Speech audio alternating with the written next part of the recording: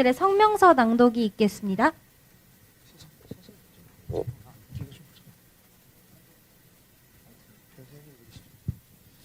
성명서.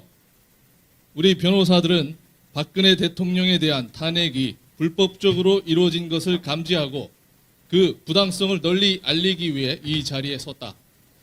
최초 몰락한 언론인 손석희가 가짜 태블릿 보도로 마치 박근혜 대통령이 일개 민간인에게 국정에 관한 통치권을 농락당한 것으로 각색함으로써 바야흐로 21세기판 마녀 사냥의 신호탄을 쏘아 올렸다. 그 직후 검찰은 수사를 빙자하여 의도적으로 제2, 제3의 태블릿이라는 거짓 증거와 확인되지 않은 뜬소문을 흘리며 대중을 흥분시켰다. 언론은 마치 사전에 각본이 짜여진 것처럼 폭발적인 가짜뉴스 생산에 불을 붙였다. 그리고 일련의 조직적인 선동가들로 구성된 촛불 세력이 전면에 등장하여 선량한 시민들을 현혹함으로써 전국을 허위, 날조에 의한 인격살인의 굿판으로 만들어버렸다. 국회는 협잡과 모략으로 대통령 탄핵소추 의결안을 통과시켰다. 그 과정에서 탄핵 사유에 대한 반대 토론은 전무하였고 피소추인과 관련된 증거조사 절차는 철저하게 무시하였다. 헌법재판소는 그들이 자백하였듯이 성난 촛불 군중들의 압박에 못 이겨 적법한 절차에 의한 심리를 포기하였다. 변변치 않은 증거자료조차 첨부되지 않은 사상 초유의 허술한 탄핵 소추안에 대하여 단 1인의 반대 의견도 제시하지 않은 채 공허한 선언으로 그칠 것으로 후세에 기록될 파면 결정을 내리고 말았다. 특검은 여당 추천이 없는 상태에서 오로지 반대파의 추천으로 구성되었고 실체가 없는 뇌물죄를 만들어내기 위하여 경제적 공동체와 묵시적 청탁이라는 초현실적인 개념을 창출하였다. 일개 민간인에게 죄를 인정하지 않으면 삼족을 멸한다. 이렇게 협박을 하고 고위 장관에게는 대통령이 시켰다고 진술해라. 그러면 끝난다. 왜 쓸데없이 혼자 고집을 피우고 고생을 사서 하느냐. 이런 식으로 위증을 교사하는 등 수사 절차상 있을 수 없는 불법을 저지른 정황이 속속 드러나고 있다.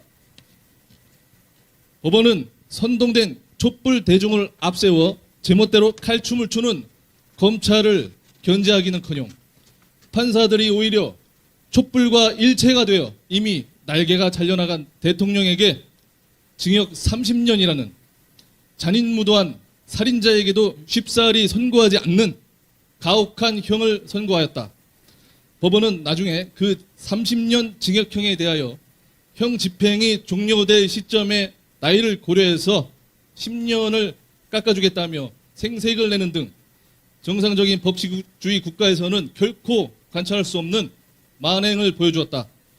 이처럼 지난 4년 전의 탄핵 난동은 단순히 박근혜 대통령 개인을 겨냥한 반대파들의 응징 차원을 넘어서 자유 대한민국의 국가 통치 시스템 전반을 무너뜨리기 위한 국채 탄핵이었다는 점이 백일하에 드러났다. 탄핵 이후로 대한민국의 법치주의의 상징이었던 법원, 검찰, 경찰, 선관위, 헌법재판소, 방통위 등은 특정 정치 성향을 가진 이념 세력들에게 철저히 장악되었다. 청와대, 정부, 여당, 야당 할 것 없이 탄핵 이후 집권 세력의 극악무도한 가렴 추구와 무능한 경제 정책으로 힘없는 국민들의 삶은 피폐해졌고 자유를 빼앗긴 채 신음하고 있다.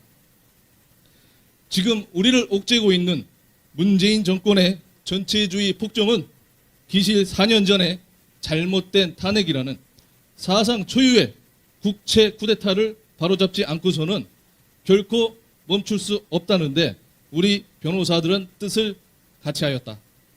이에 우리 11명의 대한민국 변호사들은 난자당한 조국의 법치주의를 다시 세우기 위하여 결의를 다진 한편 전체주의 국가의 포갑에 의해 처참하게 인권을 유린당하고 있는 박근혜 대통령을 무조건적으로 즉각 석방할 것을 요구하는 바이다. 이는 단지 법치를 수호하는 법률가들의 양심에 의한 것만이 아니라 빼앗긴 조국과 자유를 원상태로 되찾기 위한 우리 5천만 자유시민들의 간절한 호소를 담은 의지의 산물이라는 점을 당국은 명심해야 할 것이다. 2021년 6월 25일 건국전쟁 발발 71주년 순국 선열들의 다하지 못한 조국 통일의 염원을 담아서 변호사 이동환, 변호사 현성삼, 변호사 유정화, 변호사 최명섭, 변호사 도태우, 변호사 김기수, 변호사 김사일, 변호사 이문재, 변호사 권오현, 변호사 문수정, 변호사 구주와 이상입니다. 네.